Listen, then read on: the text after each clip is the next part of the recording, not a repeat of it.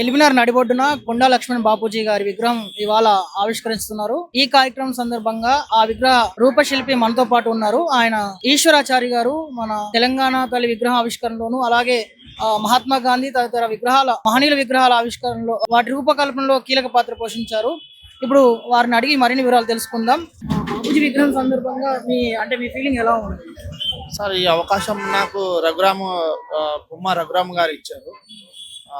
ఆయన విగ్రహం తయారు చేయడానికి నాకు 2 months క్రితం ఆర్డర్ ఇచ్చారు. నేను 2 నెలల టైంలో అత్యంత కాంచ విగ్రహం యాక్చువల్గా ఇది తయారు చేసి నేను విగ్రహం ఆవిష్కరణ చేయడం జరిగింది. ఎన్ని అడుగులు విగ్రహం? 9 అడుగులు సార్. తెలంగాణ తల్లి విగ్రహం కూడా మీరే? తెలంగాణ తల్లి విగ్రహంకి రమణారెడ్డి గారి ఆధ్వర్యంలో వర్క్ జరిగింది. సో మా కంపెనీ వాళ్ళకి సహకరించింది.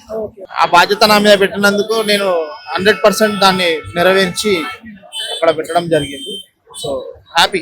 ఈ బాపూజీ విగ్రహం సంబంధించి 2 months అయిందన్నారు. దీని షేప్ కానీ ఆకారం కానీ అవన్నీ మీకు ఏమైనా చెప్పారా?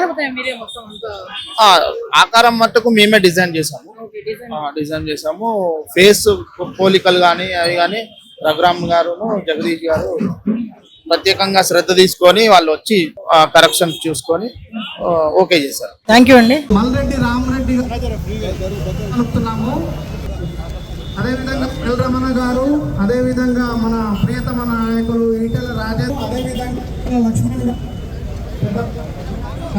పెద్దపల్లి కాంగ్రెస్ నాయకులు కార్యక్రమం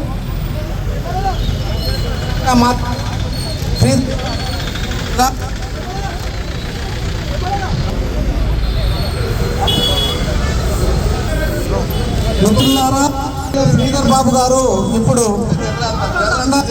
బాపూజీ గారి కాంస్య విగ్రహాన్ని 9 అడుగుల నిలువెత్తు కాంస్య విగ్రహాన్ని గౌరవ మంత్రివర్యులు గారు ఈటెల రాజేంద్ర గారు, ఎల్ రమణ గారు ఆవిష్కరిస్తున్నారు. వారికి ప్రత్యేక కృతజ్ఞతలు. ఆధ్వర్యంలో జరుగుతూ ఉన్న ఈ కార్యక్రమంలో పొద్దున్న నుంచి దాదాపు 9 గంటల నుంచి నాతో పాటు ఉండి చైర్మన్గా ఉన్న మల్రెడ్డి రామరెడ్డి గారు, ఇతర మిత్రులు కూడా మరి నాతో పాటు ఇక్కడికి వచ్చేసిన కొండా లక్ష్మణ్ బాపూజీ గారి అభిమానులు, వారి ఆశయ సాధన గురించి కృషి చేసే ప్రతి వ్యక్తికి, సోదరులకు, సోదరిమలందరికీ నమస్కారం. ఎందుకు చెప్తా ఉన్నామంటే ఇంతకుముందు పెద్దలందరూ మాట్లాడి మనం ఎందుకు మరి కొండా లక్ష్మణ్ బాపూజీ గారిని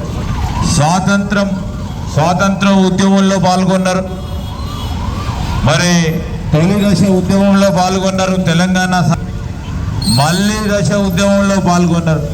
అసెంబ్లీ వరకు వచ్చినాక ముఖ్యమంత్రి ప్రోగ్రాం వస్తే మళ్ళా రిటర్న్ పోయి పోవాల్సి వచ్చింది. కాబట్టి చాలా ప్రోగ్రాంలు ఉన్నాయి.